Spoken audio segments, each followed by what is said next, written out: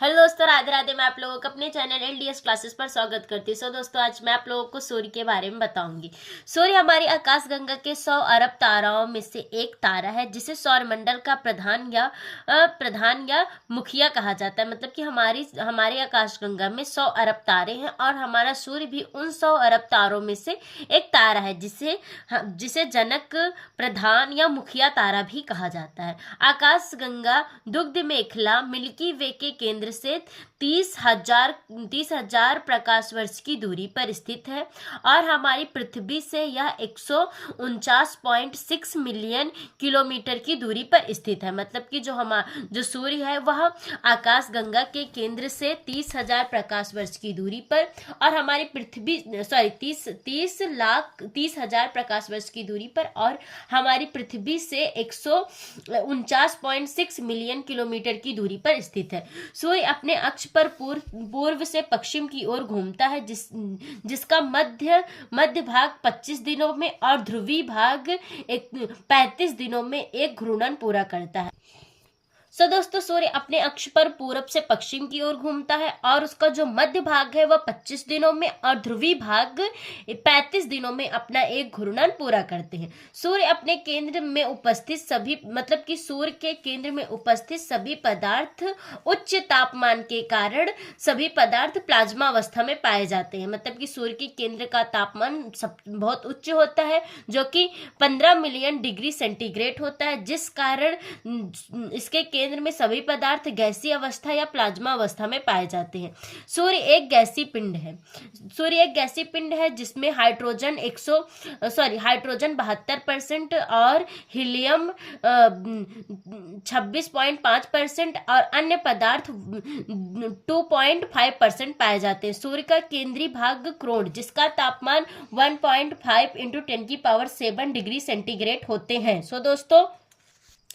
दोस्तों, सूर्य की आंतरिक संरचना दो प्रकार की होती है, एक आंतरिक संरचना और दूसरी बाह्य संरचना। आंतरिक संरचना में ये इनके तीन भाग होते हैं, जैसे कि पहला भाग है क्रोण, दूसरा भाग है विकिरण और संवहन मंडल, और जैसे कि बाह्य भाग होते हैं। बाह्य भाग भी तीन प्रकार के होते हैं, जैसे कि प्रकाश मंडल, वर्ण मंडल और किरेट मंडल।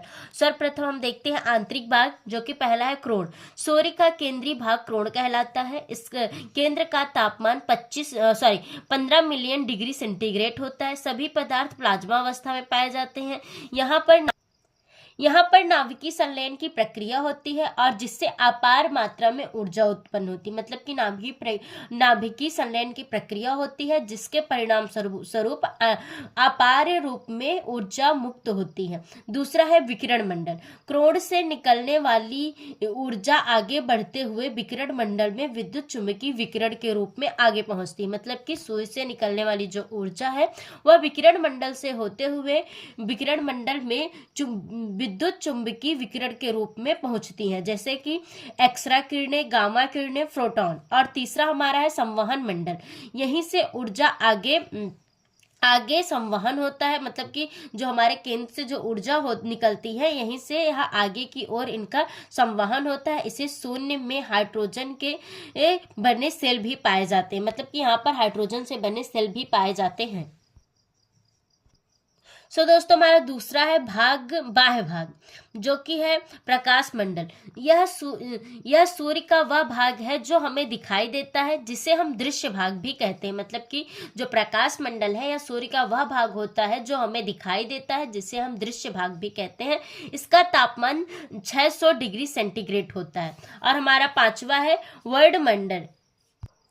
दोस्तों, यहाँ पर 600 डिग्री सेंटीग्रेड होता है। मतलब कि सूर्य के जो प्रकाश मंडल का तापमान है वह 600 डिग्री सेंटीग्रेड होता है। और पांचवा हमारा है वर्ण मंडल। यह प्रकाश मंडल के ऊपर का आवरण होता है। इसे सूर्य का वातावरण भी कहा जाता है। मतलब कि सूर्य का वायुमंडल भी कहा जाता है। मतलब कि वर्ण मंडल को सूर्य का वायुमंडल भी कहा जाता है। और हमारा सबसे आखिरी और छठवां है किरीट। यह सूर्य की सबसे बाहरी परत है। इसे केवल सूर्य ग्रहण के समय ही देखा जा सकता है। मतलब किरीट सूर्य का सबसे बाहरी परत है, जिसे हम केवल सूर्य ग्रहण के समय ही देख सकते हैं। इसे सूर्य का मुकुट भी कहा जाता है। मतलब कि किरीट को सूर्य का मुकुट भी कहा जाता है। दोस्तों, कैसी लगी वीडियो कमेंट सेक्शन में जरूर बताएं। राधे राधे, धन्यवाद।